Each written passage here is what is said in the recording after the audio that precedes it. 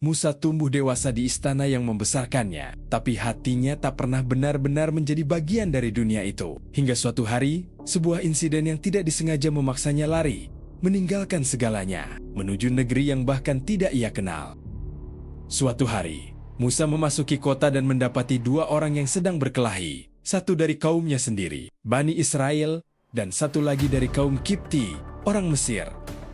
Orang dari kaumnya meminta pertolongan Musa. Musa yang kebetulan berada di dekat situ, segera bergegas menuju keramaian itu.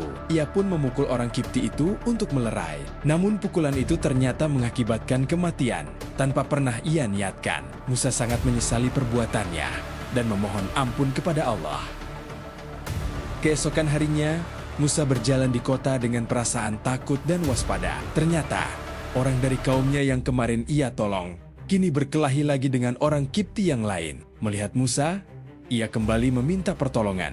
Musa pun menghampiri, hendak memukul orang Kipti itu. Namun orang Kipti itu berkata, "Wahai Musa, apakah engkau bermaksud membunuhku, sebagaimana engkau membunuh seseorang kemarin?"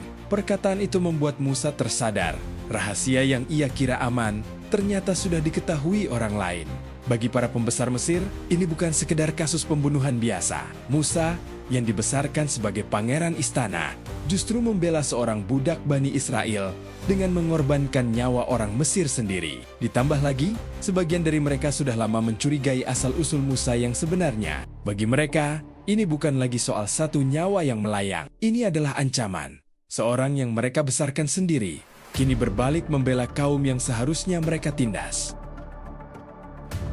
Tanpa Musa sadari, para pembesar mulai bermusyawarah untuk membunuhnya. Namun di saat genting itu, seorang laki-laki datang bergegas dari ujung kota, memperingatkannya. Musa keluar dari Mesir dalam keadaan takut dan waspada, sambil berdoa memohon diselamatkan dari kaum yang zalim.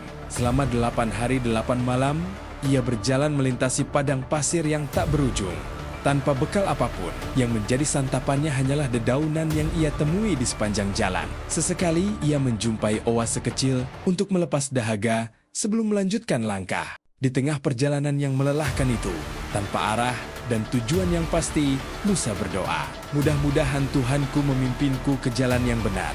Setelah perjalanan panjang yang melelahkan, Musa akhirnya tiba di negeri Madian. Di sana, ia mendapati sebuah sumur yang dipadati banyak penggembala yang tengah memberi minum ternak mereka. Di antara keramaian itu, ia melihat dua orang wanita yang berdiri terpisah, menahan kambing mereka, menunggu dengan sabar karena tidak bisa berebut dengan para penggembala pria. Musa kemudian menghampiri dan menanyakan kondisi mereka. Kedua wanita itu menjelaskan bahwa mereka menunggu karena ayah mereka sudah tua, tidak mampu lagi menggembalakan sendiri. Tanpa berpikir panjang, Musa segera menimba air untuk ternak mereka. Meski dalam kondisi lelah dan lapar setelah perjalanan panjang. Setelah selesai menolong, Musa menyendiri di bawah sebuah pohon.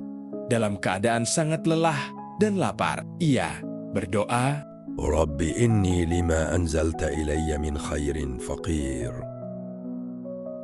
Tak lama kemudian, salah satu dari kedua wanita itu datang kembali dengan malu-malu, menyampaikan bahwa ayah mereka ingin mengundang Musa untuk memberi upah atas pertolongannya. Musa pun mengikuti wanita itu menuju rumah keluarganya, tanpa tahu bahwa langkah ini akan membawanya pada babak baru dalam hidupnya. Musa pun mengikuti wanita itu, berjalan dengan penuh kesantunan, menjaga pandangan sepanjang perjalanan. Sesampainya di rumah, ia bertemu dengan seorang laki-laki tua, ayah dari kedua wanita itu yang bernama Syuaib. Musa pun menceritakan seluruh kisahnya, bagaimana ia membunuh seorang Kipti tanpa sengaja, hingga terpaksa melarikan diri dari kejaran para pembesar Mesir. Mendengar cerita itu, Syuaib berkata menenangkan, "Janganlah engkau takut, sesungguhnya engkau telah selamat dari orang-orang yang zalim itu. Kekuasaan Firaun tidak sampai ke negeri ini." Salah satu dari kedua wanita itu berkata kepada ayahnya, "Wahai ayahku, jadikanlah dia sebagai pekerja kita. Sesungguhnya orang yang paling baik untuk dipekerjakan adalah yang kuat lagi dapat dipercaya." Syuaib pun berkata kepada Musa, "Sesungguhnya aku bermaksud menikahkan engkau dengan salah seorang dari kedua putriku ini, dengan syarat engkau bekerja padaku selama 8 tahun. Jika engkau sempurnakan 10 tahun, itu adalah kebaikan darimu. Aku tidak bermaksud memberatkanmu." Musa pun menyanggupi tawaran itu. Maka menikahlah Musa dengan salah seorang putrinya. Kehidupan barunya dimulai. bukan lagi sebagai pangeran istana yang serba berkecukupan, melainkan sebagai seorang penggembala sederhana di negeri asing, menempuh 10 tahun yang akan membentuk dirinya menjadi pribadi yang jauh lebih matang. 10 tahun berlalu dalam kesederhanaan, namun perjalanan Musa yang sesungguhnya baru akan dimulai di kaki sebuah bukit bernama Tursina. Ikuti kisah Nabi Musa selanjutnya ke part ketiga, perjalanan pulang ke Mesir dan panggilan kenabian di Bukit Tursina.